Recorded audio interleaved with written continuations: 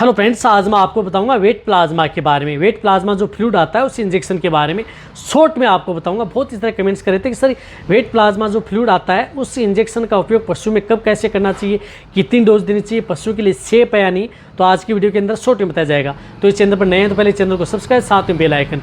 आपको पता है कि चैनल पर भी बहुत सही जानकारी के साथ वीडियो दी जाती है।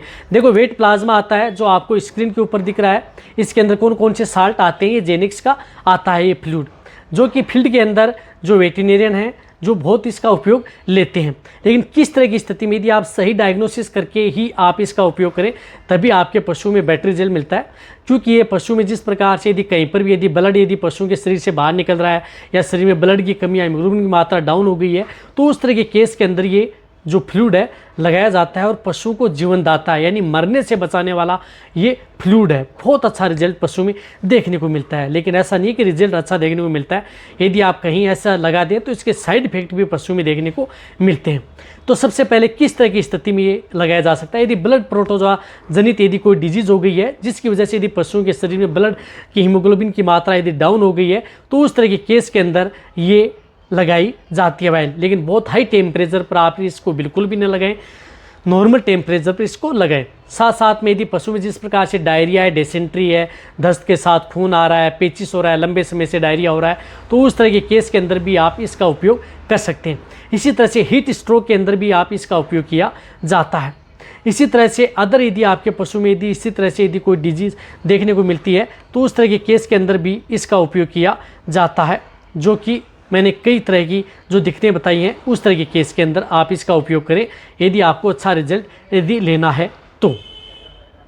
लेकिन आप जब भी आप इस तरह का फ्यूजन का प्रयोग करते हैं तो आप उसकी पहले आप इसका डायग्नोसिस करें और फिर इसका उपयोग करें।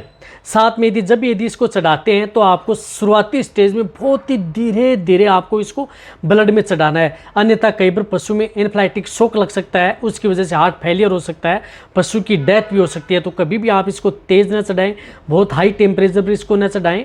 इस बात का आपको ध्यान में रखना है यदि आपको अच्छा रिजल्ट यदि पशु में लेना है तो। इसी तरह से यदि इसका उपयोग जिस प्रकार से डोज होती है इसकी 8 से जो लार्ज एनिमल्स हैं उनमें 8 से 10 ml पर kg बॉडी वेट इसकी डोज होती है। रही बात ये प्रेगनेंसी सेफ होता है। लेकिन कई तरह के पशु हैं जिसमें किडनी है, इस तरह की दिक्कत है, या लीवर से संबंधित कोई दिक्कत हो गई है, फेलियर है, तो उस तरह के केस के अंदर आप इसका उपयोग न करें। छोटे पशु होते हैं इसकी डोज इसकी डबल होती है, ये बात रखना है। और रही बात ये जब भी यदि पशु को लगाना है तो मैंने बताया कि बहुत धीरे धीरे उस पशु को चढ़ाना है, तभी आप उस पशु में बेस्ट रिजल्ट मिल सकता है। वेट प्लाज्मा आपके पशु के लिए बहुत अच्छी सेफ है, लेकिन सही डायग्नोसिस सही तरीके से यदि आप चढ़ाएंगे तभी आपको बेस्ट रिजल्ट पशुओं में देखने को मिलता है।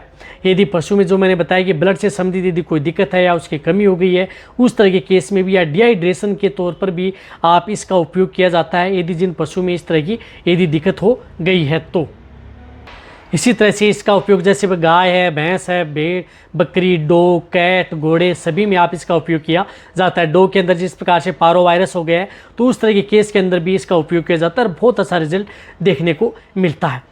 तो आप जो मैंने बताएंगे उस तरह की डिजीज़ में शॉर्ट में आपको बताया गया ताकि आपको इस तरह की डिजीज़ में आप इसका उपयोग कर सकते हैं। वैसे वेट इंडिकेटर पर जिस प्रकार से डिटेल से भी वीडियो बनी है वो भी आप जाकर के देख सकते हैं। तो ये वीडियो जितना हो सकता है पशुपालक वीडियो उनके साथ से करें। इसी तरह की नॉलेज वीडियो आपके चैनल पर ऐसे मिलते रहेंगे, इसी तरह से वीडियो देखते रहें। थैंक्स, धन्यवाद।